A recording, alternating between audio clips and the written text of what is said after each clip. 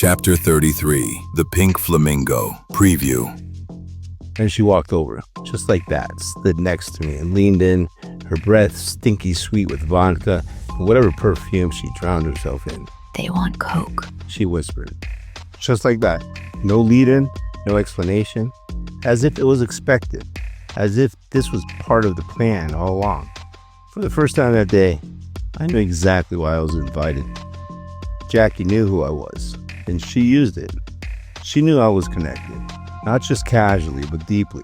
A known name in the Miami's quiet underbelly. The kind of guy who could get his hands on anything.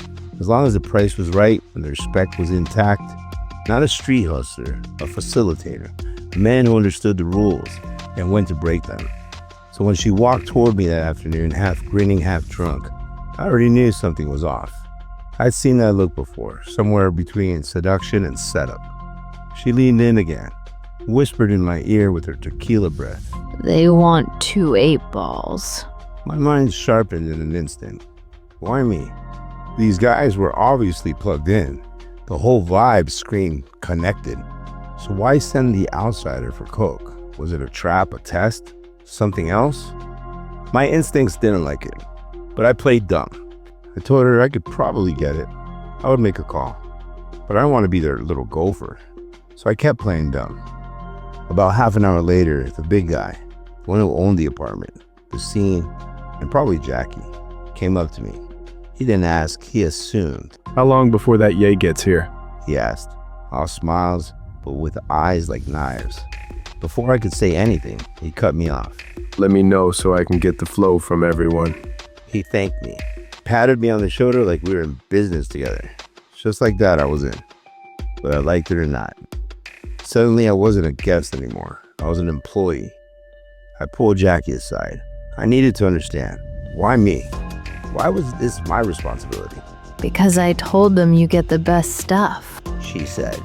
They trust you. Her answer felt like a slap and a seduction at the same time. I should have walked, but something about the tone, I don't know. Maybe it was pride, maybe it was pressure, or maybe I was just too deep in now to back out. I got out of the jacuzzi, walked to the dry area where we dump our stuff. That's when I saw it, a wallet, sitting at the edge of the table. A $100 bill, practically waving hello from inside it. Not mine, but it was open, exposed, in our section. Anybody walking by could have taken it. So I did the decent thing. Picked it up, slid it under a pair of blue shorts to keep it hidden. Figured it'd save someone a headache. I found my own shorts, grabbed my phone, and called Ernesto. Ernie was old school, fever crew, known on the beach for high-quality product and low-profile delivery. He only moved 8-balls, and he only dealt with people who knew how to keep their mouths shut. He lived 20 minutes away. When I told him where I was, he was in the car before I hung up. I felt better, more in control. Then, when walking back, I ran into the best friend, the smallest of the 3 cousins. Annoying as hell, clearly trying to play lieutenant to the big guy. He asked, all twitchy, Yo, is that coming or what? I told him about the wallet, about how I hid it under the shorts. He nodded, thanked me like it mattered, and walked off. Back at the jacuzzi, I told Jackie, Ernesto would be here soon. The drinks kept flowing. 5 people became 10, the music louder, the girls looser. I noticed most weren't as good looking as Jackie, but at least they had thoughts in their head. Still, I knew how the night would end. Jackie always came back to me, until she didn't. About half an hour later, Jackie whispered, Ernesto's here. And suddenly, all 3 of the guys were out of the pool, fast, like something had shifted. Everyone knew but me. I was still standing there like a pawn waiting to be moved. I went down to greet Ernie.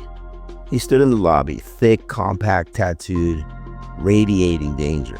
He hugged me like a brother. His English still broken, but his eyes said everything.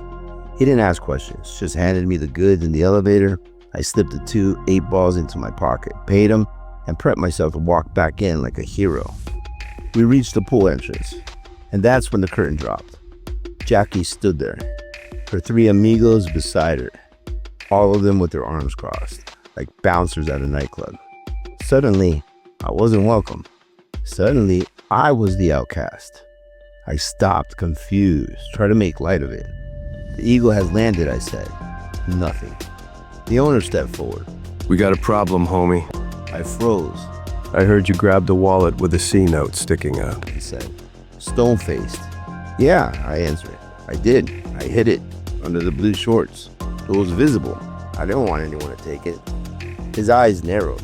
Well, the money's gone, and you were the last one to touch the wallet. There it was. I felt the room shrink. The air go thin. The music faded. Everything in me fired at once. Rage, confusion, betrayal. I denied it, of course. Showed them I had money. I didn't need to steal. I looked at Jackie. She looked away. Right there in that moment, I knew I was alone. I wasn't part of the group, never had been. I was the outsider they used until they didn't need me anymore. And now, I was a suspect. One of them stepped forward, not the big guy. One of his shadows, I think it's best that you leave. he said. And just like that, my welcome expired. But I wasn't leaving. I would make sure we found out who took that money. It was fight or flight for me, but my honor was at stake, and I had to make sure I cleared my name. This was about to get ugly. Before things got too crazy, I felt the owner fall back. Staring me in the eyes, he felt my truth. Anyone else would have just left, ran, and hid. I was enraged, ready to throw down with all three of these clowns. He sensed it and grabbed his goons and just left. That's when security came up and escorted me out. Jackie already had my stuff in her hands when she looked at me and said, Let's go. no explanation, no emotion, just urgency wrapped in guilt. She was already halfway out the door, practically rushing me towards the elevator, like she was smuggling me out of a burning building. Ernesto stood nearby, arms crossed, uncomfortable. I could read it all over his face. The guy had just gotten out of prison, wet, pissed off, and confused. I looked at Jackie, my voice tight. You don't think I took that money, do you? She didn't even answer the question. Let's just get out of here. She muttered. That was her answer. We reached the lobby. I sat down waiting for valet to bring in Jackie's car, my mind spiraling. Ernesto gave me a quick hug and disappeared into the South Beach wind like a ghost that knew better than to linger. That's when I heard the noise. Voices, footsteps, anger. I turned around and I saw the three gold-teed musketeers again, Jackie's poolside entourage.